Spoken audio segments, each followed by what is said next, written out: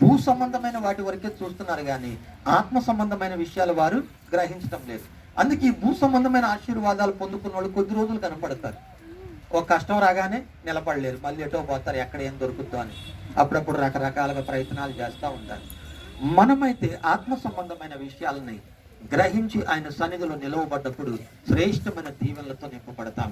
అందుకే ఆ కొండ పై భాగమునకు వెళ్ళే అనుభవాన్ని గురించి మనం లేఖనాల్లో చూసినట్లయితే ఎన్నో ఆశీర్వాదాలు ఉన్నాయి. చూడండి, దేవుని మార్గాలలో దేవాది దేవుడు అనుగ్రహించి ఆ గొప్ప దీవెన, ఆ గొప్ప ఆశీర్వాదము మనల్ని బలపరుస్తుంది, స్థిరపరుస్తుంది. ప్రకటన గ్రంథం 4వ అధ్యాయము 1వ వచనంలో మనం ఇక్కడ చూస్తాం. చదవండి, ప్రకటన 4 1వ వచనం. ఈ సంగతులు జరిగిన తర్వాత నేను చూడగా అదిగో పరలోకమందు ఒక తలుపు తెరవబడి ఉండెను. మరియు నేను మొదట వినిన స్వరము బూరధ్వని వలె నాతో మాట్లాడగా వింటిని. ఆ మాట్లాడిన వాడు ఇక్కడికి ఎక్కిరము, ఇక మీదట జరగవలసిన వాటిని నీకు కనపరుచుతున్నాను. చూడండి, ఇక్కడ ప్రభు తన దూత ద్వారా ఆహ్వానిస్తా ఉన్నాడు. ఎవరిని? ప్రకటన గ్రంథం రాసిన యోహాను భక్తుణ్ణి. నీవు ఇక్కడికి ఎక్కి రమ్ము. ఏమవుతుంది? నీకు జరగబో సంగతులను నేను నీకు తెలియజేస్తాను అని అంటున్నాడు. చూడండి, మన జ్ఞానానికి అందం. భవిష్యత్తును గురించిన మర్మాలు, ప్రకటన గ్రంథం యొక్క మర్మాలు ఎవరికి తెలుపబడ్డాయి? భక్తుడు యోహానికి తెలుపబడ్డాయి. పద్మాసులో ఒంటరిగా పరవాసిగా ఉన్నాడు, ఏం లేదు, పగల రాత్రి భేదం తెలియదు, ఎడారిలో ఉన్నాడు అనుకుందాం. కొండ ప్రాంతంలో దేవుడు తనను దర్శించి ఎక్కిరమ్మన్నాడు. వస్తే ఏమైంది? భవిష్యత్తును గురించిన మర్మాలన్నీ కూడా ఆయనకు తెలియచేయబడ్డాయి. ఎంత గొప్ప భాగ్యం! అట్లాగా భక్తుడు పౌలు జీవితంలో కూడా చూస్తాం. కొరింథీయులకు రాసిన 2వ పత్రిక 12వ అధ్యాయము 1-3 వచనాలు. కొరింథీయులకు రాసిన 2వ పత్రిక 12వ అధ్యాయము 1-3 వచనాలు.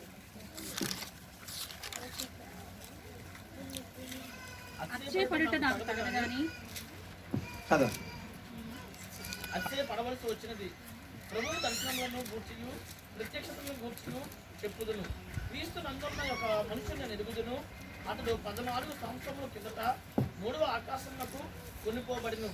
అతడు శరీరంతో కొనుకోబడినో నేను ఎరుగను, శరీరం లేక కొనుకోబడినో నేను ఎరుగను, అది దేవునికే తెలియను. అట్టి మనుషుని నేను ఎరుగుదును. అతడు పరదేశంలోనికి కొనుకోబడి వచ్చేంత సత్యము కాని మాటలు వినను. ఆ మాటలు మనుషుడు పలకకూడదు. అతడు శరీరంతో కొనుకోబడినో శరీరం లేక కొనుకోబడినో నేను ఎరుగను, అది దేవునికే తెలియను. అట్టి వాటిని గురించి అతిశయింతును. నా విషయం అయితేనో నా బలహీనత ఎంతే కాక వేరు విధముగా అతిశయింపను. ఇక్కడ భక్తుడు పౌలు తెలియజేస్తున్న మాట. ఈయన ఒకప్పుడు సౌలు పౌలుగా మారాడు. భూమి మీద ఉండగానే 3వ ఆకాశమున కొనిపోబడ్డాడు, అంటే పరదేశం. అక్కడున్న మాటలు భూమి మీద పలకకూడదు అని అంటున్నాడు. ప్రభు అనుగ్రహించిన ఒక గొప్ప ప్రత్యక్షత. భూమి మీద ఉండగానే పరలోకం చూసి వచ్చాడు ఆయన. ఈ భూమి మీద ఉండగానే ప్రజలకు అవకాశం ఉంది. ఆత్మ సంబంధమైన జ్ఞానం కలిగినప్పుడు కృపావరాలు 9 ఉన్నాయి. కృపావరాలు ఒక వరం, జ్ఞానవాక్య వరం. భక్తుడు పౌలుకు కూడా దేవుడు ఇచ్చాడు. ఆ వరం కలిగి ఉంటే దేవుడు ఎట్టి కృపనిస్తాడంటే, ఇక్కడ ఉన్నావు అనుకో, నువ్వు ఎక్కడో ఉండి అవన్నీ చూసినట్టే ఇక్కడ రాయొచ్చు. కృపావరాల్లో ఒక వరం. ఈ మధ్య ఒక దైవజనుడు సాక్ష్యం ఇస్తున్నాడు. మన దాసు బ్రదరే చెప్తా ఉన్నాడు. గొప్ప సేవ చేశాడు, చనిపోయాడు ఆయన కూడా. ఆయన ఏమన్నాడు? నాకు ఆత్మలో ప్రార్థించడం తెలుసు, ఈ భూ సంబంధమైన తెలుసు, ఈ యొక్క ప్రత్యక్షత నాకు లేదు అన్నాడు. మన ఈ సావాసంలో ఉన్న దైవజనులు అబ్రహాం కేడిఎస్ గారు, మేము అనేక స్థలాలకు ఇలా వెళ్తూ ఉంటాం, ప్రార్థిస్తూ ఉంటాం. ఆత్మ సంబంధమైన విషయం కాబట్టి తెలియజేస్తున్నాను. మేము ప్రార్థించేటప్పుడు ఇక్కడ కొన్ని కార్యాలు జరుగుతూ ఉంటాయి, అద్భుతంగా స్వస్థపడటం ఇవన్నీ. మేము కొన్నిసార్లు ఇలా ఉన్నప్పుడు ఆయన యొక్క ప్రత్యక్షత అక్కడ ఉన్నట్లు అనిపించేది. ఆ ప్రజెన్స్ ఏదో ఊహ ఆలోచన కాదు, ఆ డిఫరెంట్ కూడా కనపడతా ఉండేది.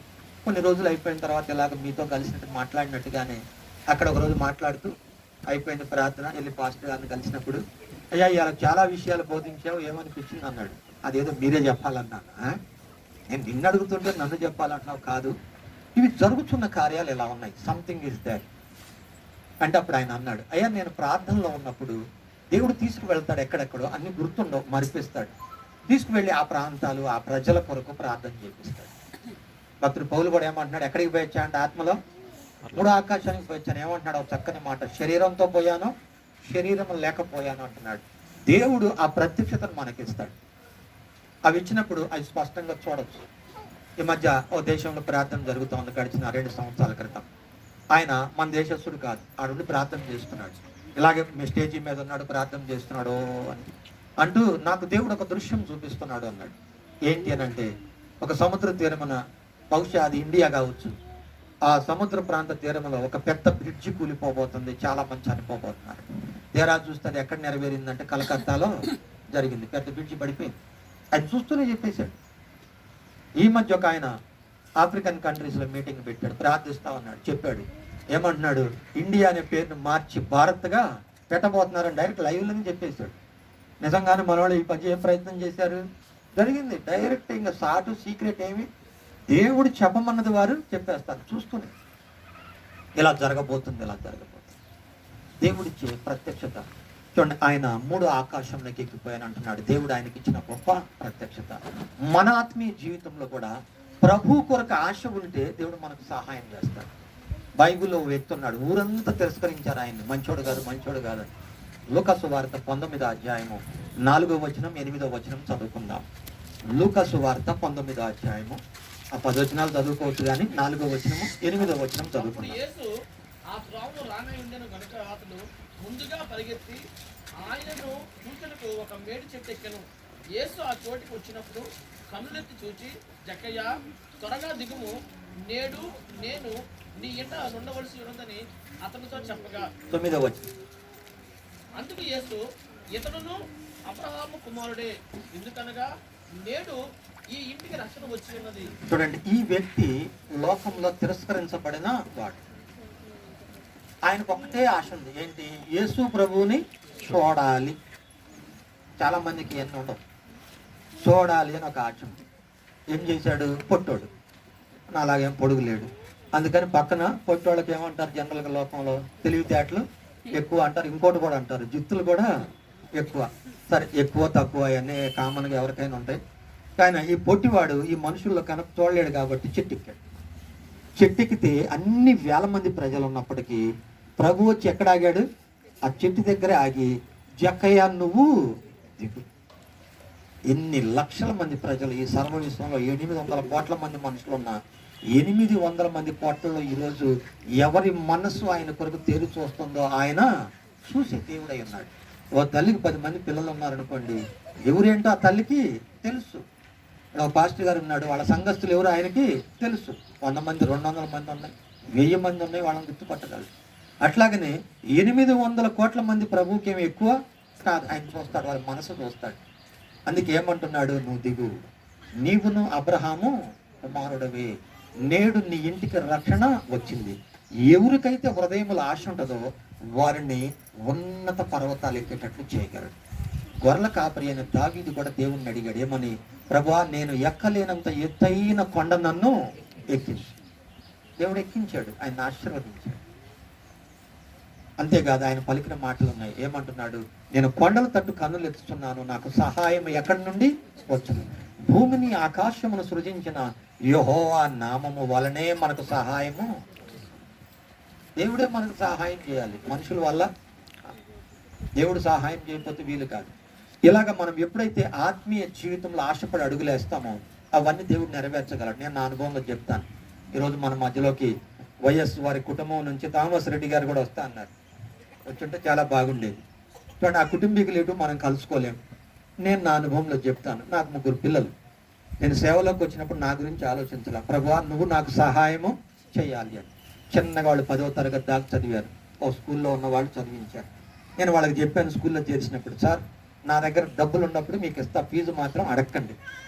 అడగటం కాదు, ఎప్పుడన్నా భోజనం క్యారేజ్ లేట్ వెళ్తే ఆయన టిఫిన్ తెప్పించి పెట్టేవాడు మా పిల్లలు. ఇప్పుడు కూడా ఉన్నాడు ఆ సార్. ఆ టీచర్ ఏమో కేరళ ఆమె.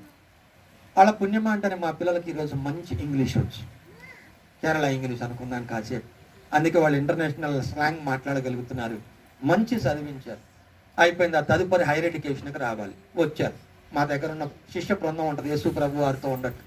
ప్రభు వారితో ఎవరెవరు ఉన్నారు, బెస్తవాళ్ళు ఉన్నారు, జ్ఞానులు ఉన్నారు, వైద్యులు ఉన్నారు కదా, భజన బృందం ఉన్నారు, ఇంకా ఏలు పెట్టి చూస్తే నమ్మే బృందం రకరకాల ఆనాడు ఉన్నారు.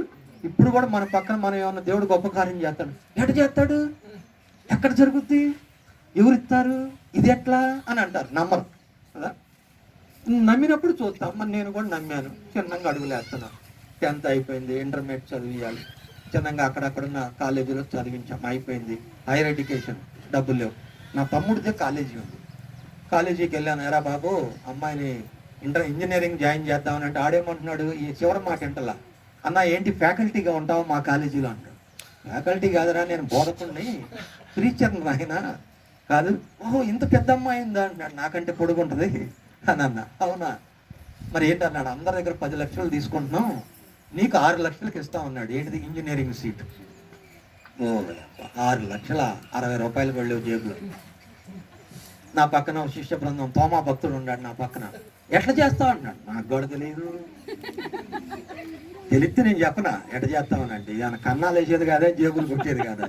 ఈ మధ్య కొంతమంది మనోళ్ళు సాక్ష్యాలు చెబుతున్నారు, ఏమని, ఏ సునామం అంటే బంగారు గొలుసు దొరికింది, ఏ సునామం అంటే 5 దొరికింది అంటే దొంగోళ్ళు వస్తారు, ఏం దొరుకుతాయి అని. లేదా మాకు కూడా చేయమంటారు. కొన్నిసార్లు దేవుడు కార్యాలు చేస్తాడు, కానీ ఆ సందర్భం సమయోచితం లేకుండా పిచ్చి మాటలు మాట్లాడకూడదు. సరే ప్రార్థన చేస్తున్నాం. నేను హైదరాబాద్ వెళ్ళాను, ఈరోజు అనంతపూర్ వచ్చినట్లుగా దేవుడు నాకు ఒక దర్శనం చూపాడు. ఒక కాలేజీ ఉంది, అక్కడ నా వాహనం పాడైంది ఉంది, అందులో ఎవరో నాకు తెలిసిన వ్యక్తి ఉన్నాడు, నాకు సహాయం చేస్తున్నాడు. నాకు ఇలా దేవుడు చూపించాడని మా ఇంట్లో వాళ్ళకి చెప్పాను. మా ఇంట్లో వాళ్ళు పోయి మా నాయనకు చెప్పారు. మా నాన్న అక్కడ మాది చాలా పెద్ద ఫ్యామిలీ. ఇప్పుడు వైఎస్ గారి కుటుంబం ఎట్లాగనే మా తాతలు ఆరుగురు మళ్ళీ మేము, మా నాన్నోళ్ళు వాళ్ళకి మళ్ళీ మేము, మొత్తం మాయో 200 మంది.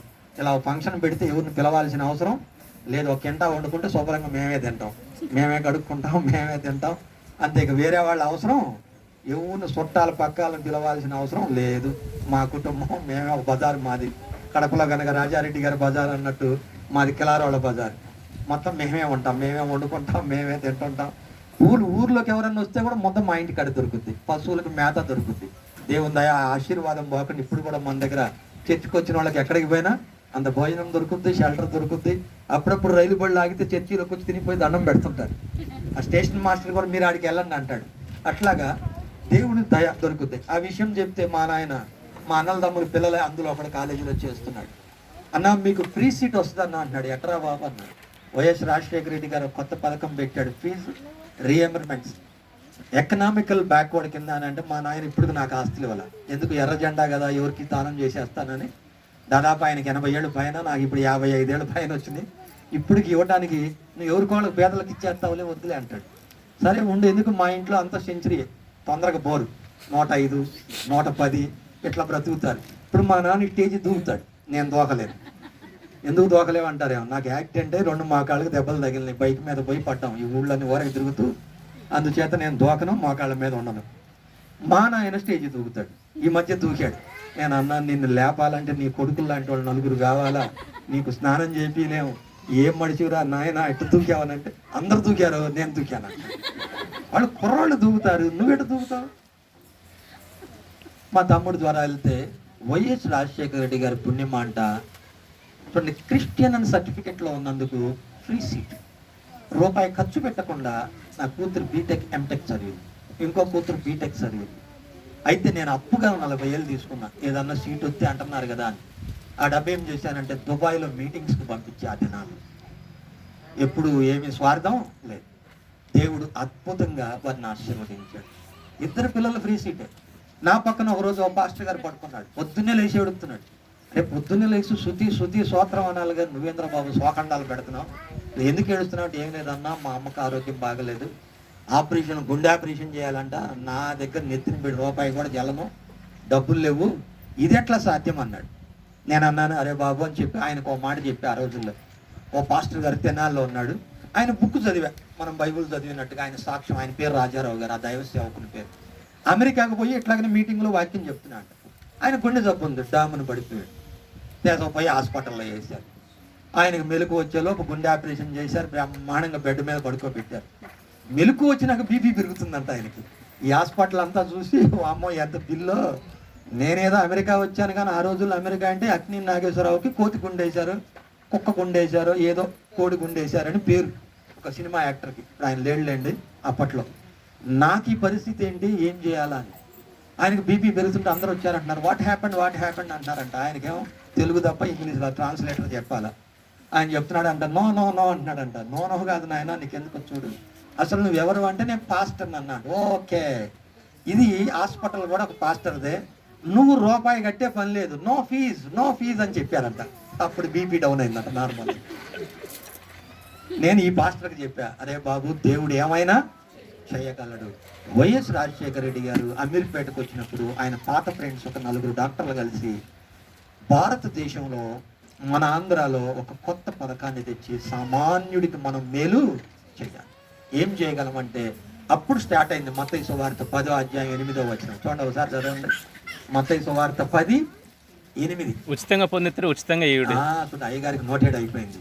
ఉచితంగా పొందితే ఉచితంగా ఈయుడని 10:8. అదే 108 అంటే మీకు తెలుసో లేదో, తెలుసుంటే మంచిది అనుకోండి.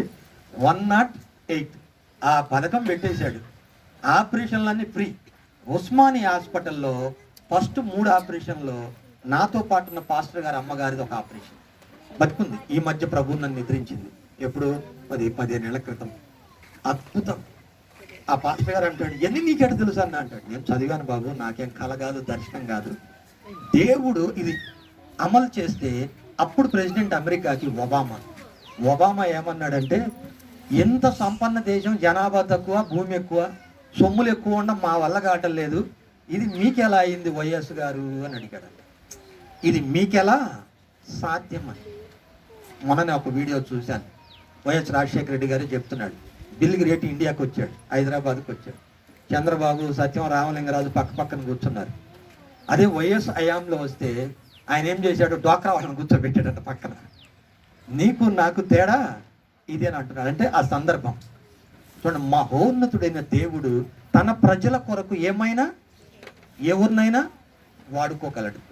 మనం గుర్తించాల్సింది నాయకులను కాదు, దేవుడు తన కాలంలో ఎవరిని సీఎంగా ఉంచాలి, ఎవరిని పిఎంగా ఉంచాలి, ఎవరిని ఆశీర్వదించాలి, ఎవరి ద్వారా మేలు చేయాలి అనేది దేవునికి సాధ్యం. అందుకే ప్రభు దగ్గరికి మనం వస్తే చూడండి, జక్కైన మార్చుకున్నట్లుగా ఆయన ఎవరినైనా ఆశ ఉంటే ఉన్నత శిఖరాలకు తీసుకురాగలడు.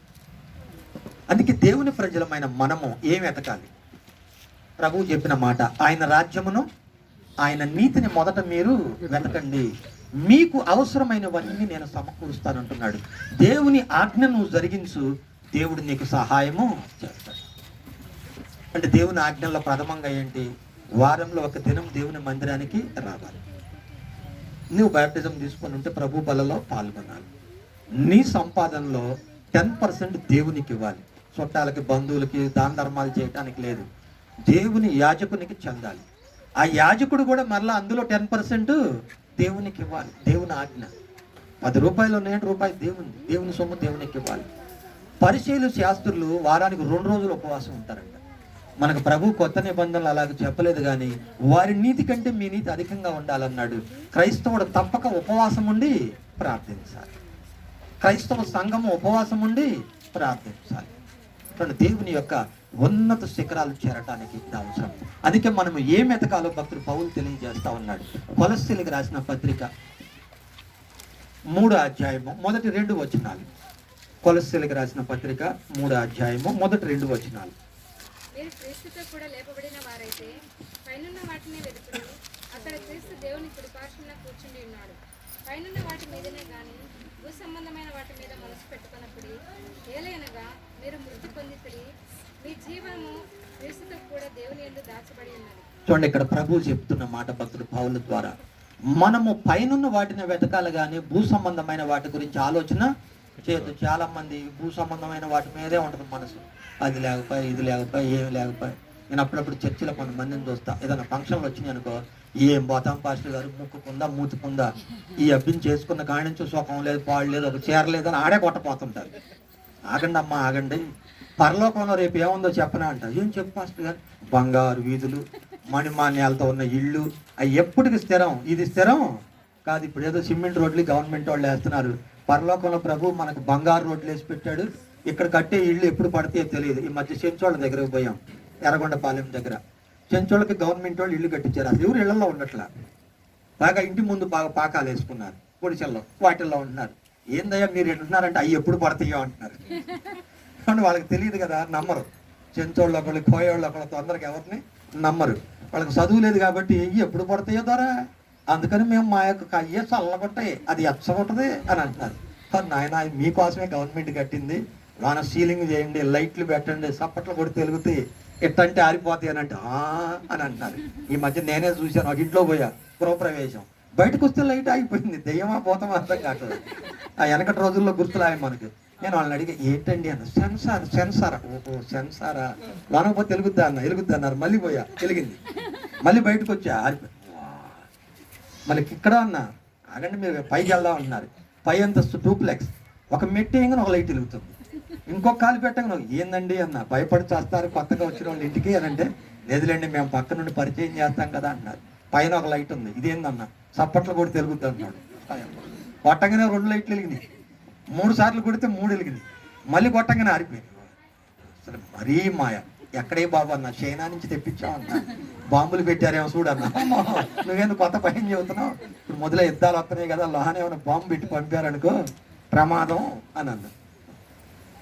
చూడండి, మనం వెతకాల్సింది ఈ కాదు, ఏం వెతకాలి, ప్రభు మనకిచ్చింది. అందుకే ఫిలిప్పీ 3:20 ఫిలిప్పీలకు రాసిన పత్రిక 3:20. మన పౌరస్థితి పరలోకమందున్నది, అక్కడ నుండి ప్రభువైన యేసుక్రీస్తు అను రక్షకుని నిమిత్తము కనిపెట్టుకుని ఉన్నాము. చూడండి, మన పౌరస్థితి పరలోకమందున్నది, మనము భూ సంబంధం కాము. ఇది తాత్కాలిక నివాసం, కొద్ది రోజులు ఉన్నాక విడిచిపెట్టిపోవాలి. అందుకొరకు మనము పైనున్న వాటిని వెతకాలి కానీ కింద ఉన్న వాటి జోలి మనం వద్దు. ఈ అవసరమైన మనకు తెలుసు. దేవుడు ఎవరి చేత ఏమి ఇప్పియాలో ఆయనకి తెలుసు. దేవుడు తప్పక సహాయం చేస్తాడు. మనుషులకు అసాధ్యం కానీ దేవునికి సమస్తము సాధ్యం. ప్రభువే మన సహాయకుడు. అంచేత ప్రభు దగ్గరకు వచ్చిన మనం ఈ విషయాల్లో జాగ్రత్త కలిగి ఉండాలి. కిందికి వెళ్ళటం అనేది అంటే వెనుదిరగటం అనేది దేవునికి ఏమాత్రము సంతోషము కాదంట. హెబ్రీ 10:32 నుండి కొన్ని వచనాలు చదువుకుందాం. 8వ వచనం వరకు. హెబ్రీ 10:32 నుండి 38. శ్రమలతో కూడిన గొప్ప పోరాటము సహించిన పూర్వ దినములు జ్ఞాపకం తెచ్చుకున్నది. ఒక విధముగా చూస్తే మీరు నిందలను బాధలను అనుభవించడం చేత 10 మందిలో ఆరబడితే, మరి ఒక విధముగా చూస్తే వాటిని అనుభవించిన వారితో పాలివారులైతే. ఎలాగనగా మీరు ఖైదులో ఉన్నవారిని కరుణించి మీకు మరి శ్రేష్టమైన నదియు స్థిరమైనదియునైన స్వాస్థ్యం ఉన్నతను ఎరిగి మీ ఆస్తి కోల్పోవుటకు సంతోషంగా ఒప్పుకుంటుంది. కాబట్టి మీ ధైర్యంను విడిచిపెట్టకూడి, దానికి ప్రతిఫలముగా గొప్ప బహుమానము కలుగును. మీరు దేవుని చిత్తము నెరవేర్చిన వారై వాగ్దానం పొందు నిమిత్తము మీకు ఓరిమి అవసరమై ఉన్నది. ఇక కాలము బహు కొంచెంగా ఉన్నది. వచ్చిచున్న వాడు ఆలస్యము చేయక వచ్చును. నా ఎదుట నీతిమంతుడు అయిన వాడు విశ్వాసపూర్ణంగా జీవించును గాని అతడు వెనుక తీసిన ఎడల అతని యందు నా ఆత్మకు సంతోషం ఉండదు. చూడండి, ఎవరైతే వెనుక తీస్తారో వారి ఆత్మ యందు నాకేమాత్రము సంతోషము ఉండదు అని అంటున్నాడు ప్రభు. మనం ఇదేదో 9 వారాల భక్తి 10 వారాల భక్తి కానే కాదు. జీవితకాలం పిలిచిన వాడు నమ్మదగిన వాడు. నువ్వు నమ్మకంగా ఉంటే నిన్ను ఎలా దీవించాలో దేవునికి తెలుసు. నేను నమ్మకంగా ఉన్నాను. మా పిల్లలు ముగ్గురిని దేవుడు ఆశీర్వదించాడు. ఒక ఆయన ప్రొఫెసర్, ఒక ఆమె డాక్టర్. ఇక్కడ శాంతిరామ్ కాలేజీలో చదివింది. నేను ఒకరోజు బీఫార్మసీ సీట్ తీసుకొచ్చాను. నో అంది. మరి ఏం చేయాలి, నాకు దేవుడు చెప్పాడు డాక్టర్ అంది. నీకు చెబితే మరి నాకు కూడా చెప్పాలి కానీ, నీకు చెప్తే నాకు కూడా చెప్పాలి, మూట నేను కదా అన్న. దేవుని అద్భుతమైన కృప. అప్పుడు డొక్క మాణిక్ వరప్రసాద్ గారు కాంగ్రెస్ తరపున ఇక్కడ ఇన్ఛార్జిగా ఉన్నాడు, కర్నూలు డిస్టిక్. నాకు తెలిసిన ఒక ఆయనకు ఫోన్ చేసి, సార్ మా పాస్టర్ గారు అమ్మాయికి సీటు కావాలన్నాడు. అసలు నేను ఎవరో తెలియదు, ఇప్పటికి తెలియదు. 2-3 సార్లు చర్చికి కూడా ఆహ్వానించాం, సన్మానం చేద్దామని కుదరలేదు. సరే దేవుడు ఎప్పుడో ఒక సమయం ఇస్తాడు. ఈరోజు థామస్ రెడ్డి గారు వస్తే కూడా మనం చెప్పే మాటలు వినేవారు కదా. అట్లాగా ఆయన కూడా ఇప్పుడు ఒక అవకాశం. ఆయన వీళ్ళకి ఫోన్ చేశాడు కర్నూలు నుండి, సార్ మా పాస్టర్ గారు అమ్మాయికి సీటు ఇవ్వండి అని. పోయిన తర్వాత ఎంత అని అంటే ఆ రోజుల్లో 30 లక్షలు. ఏమండి డబ్బులు అన్నాడు. డబ్బులు లేవనా? డబ్బులు లేకుండా సీట్ ఇది ఏమనుకుంటున్నా, ఏమైనా పకోడీలు, జిలేబీ, లేకపోతే రాగి సంగటి, తలకాయ మాంసం, జొన్న రొట్టె, సజ్జ రొట్టె అనుకుంటున్నారా? ఏమయ్యా ఇంత పొడుగుండవు, మరి ఎట్లా అని అంటే డబ్బులు ఉన్నప్పుడు ఇస్తానండి. అట్లా కుదరదండి అన్నారు. డొక్కా గారు చెప్పారు కదా. చెప్పారయ్యా, ఇదే పెద్ద స్వాపాగాలతోటి రికమెండేషన్లో మాకేమో ఏదో పనులు ఉంటాయి, నాయకులతో తప్పదు. సరే కానీ నువ్వు ఎప్పుడు కడతావు, ఇవన్నీ అనవసరం, నీకు చీటీ రాసిస్తున్నా, మీ అమ్మాయిని జాయిన్ చేయి, 5 సంవత్సరాల్లో నీ డబ్బులు కట్టుకోపో అన్నాడు. అట్లా ఆరంభమై అయిపోయి ఆమె ఫీజు కట్టిన దానికి 8 రెట్లు తిరిగి నాకు ఇచ్చింది. వాళ్ళే ఇప్పుడు మాకు హౌస్ కొనిచ్చారు, వాళ్ళే మాకు సహాయం. ఎవరు? నా పిల్లలు. వాళ్ళు డాక్టర్లు అయిపోయి ఇంజనీర్లు అయిపోయి నేను ఉండటానికి ఒక ఇల్లు కొనిచ్చారు. ఈ మధ్య దిగదు కొన్న కారు కూడా ఇప్పుడు వాళ్ళు కొన్న కారే వేసుకొని వచ్చారు. మా పిల్లల్ని దేవుడు ఎవరు దీవించారు? దేవుడు. మనం వెంటబడి చదవటానికి డబ్బు కట్టగలం కానీ వారిని మనం చదివించలేము. ఎవరు సహాయం చేయాలి అని అంటే ప్రభువే సహాయం చేయాలి. ప్రభు దగ్గరికి వచ్చిన మనము ఎప్పుడైతే లోబడతామో అప్పుడు ఆయన గొప్ప కార్యాలు చేస్తాడు. అందుకే ప్రభు మన ఎడల చూపిన కృప అది. అందుకే దేవుని యొక్క ఉన్నత స్థలాలకు చేరాలి. విశ్వాసంలో వెనుదిరిగిన ఎడల దేవునికి ఏమాత్రము సంతోషం ఉండదు. చూడండి, వెనుదిరిగిన వారి పరిస్థితి ఏంటో మనం చదువుకుందాం. కీర్తన గ్రంథము 9:17, 9వ కీర్తన 17వ వచనం. కీర్తన 9:17వ వచనం. దుష్టులను దేవుని మర్చి జనులందరూ పాతాళమునకు దిగిపోవు. చూడండి, దుష్టులను దేవుని మరచు జనులందరూ పాతాళమునకు దిగిపోదురు అని అంటున్నారు. అందుకే వెనకడుగు ఉండకూడదు. కొండ దిగువ భాగములకు వెళ్ళే వారముగా ఉండదు. కొండ ఎగువ భాగం అనేది దేవుని సన్నిధికి గుర్తయి ఉంది. దిగువ భాగం అనేది పాతాళమునకు లోకమునకు గుర్తయి ఉంది. అందుకే ప్రభు దేవుని లేఖనాల్లో మనం చూస్తే భక్తుడు మోసే ప్రభు సన్నిధి నుండి దిగి రావటం ఆలస్యం అయితే వీరేం చేశారో మనం చూద్దాం. నిర్గమకాండము 32 మొదటి వచనం నుండి. మోసే కొండ దిగకుండా తడువు చేయట ప్రజలు చూసినప్పుడు ఆ ప్రజలు అహరోను వద్దకు కూడి వచ్చి, లేము, మా ముందర నడుచుటకు ఒక దేవతను మా కొరకు చేయము. చూడండి, ఇక్కడ ఏం చేస్తున్నారంటే వాళ్ళు మోసే కొండ చూడండి పైనుంచి దిగి రావటం ఆలస్యం అయినందుకు ఈ దిగువ భాగంలో ఉన్న వారందరూ ఏమంటున్నారంటే అహరోను దగ్గరికి వచ్చి, బాబు మాకొక తోడని చెయ్యి, మా ముందు నడిచే దేవత అదే. చూడండి, ఈనాడు సమాజంలో ఈ తయారు చేయబడినవన్నీ కూడా ఈనాడు అనేక ప్రజలు తెలియక చేస్తున్నవన్నీ కూడా ఎవరంటే వారు చేసుకున్నవే, ఎవరో చేసినవి కానే కావు. చూడండి, తడువు చేయడం ఆలస్యం అయితే వాళ్ళ దగ్గర ఉన్న వెండి బంగారాలన్నీ చేసి ఒక దూడను తయారు చేశారు. అదే మా దేవుడని ఎగురుతా ఉన్నారు. దిగువ భాగం అనేది పాతాళమునకు పోవు మార్గం అయి ఉన్నది. అందుకే మనము ఎన్నడూ ఆత్మీయ జీవితంలో వెనుకకు వెళ్ళకూడదు. మరొక ఉదాహరణ కూడా చూద్దాం. యోనా గ్రంథం 1వ అధ్యాయం 5వ వచనం. చూడండి, ఈ వ్యక్తి జీవితంలో ఉన్న పరిస్థితి. ఈయన ఒక ప్రవక్త అయి ఉండి ఏం చేస్తూ ఉన్నాడు? యోనా గ్రంథము 1వ అధ్యాయము 5వ వచనం. కాబట్టి నావికులు భయపడి ప్రతి వాడును తన తన దేవతను ప్రార్థించి వారు చిలుకన చేయుటికై అందులోని సరుకులను సముద్రంలో పారవేసిరి. అప్పటికి యోన దిగువ భాగునకు పోయి పండుకొని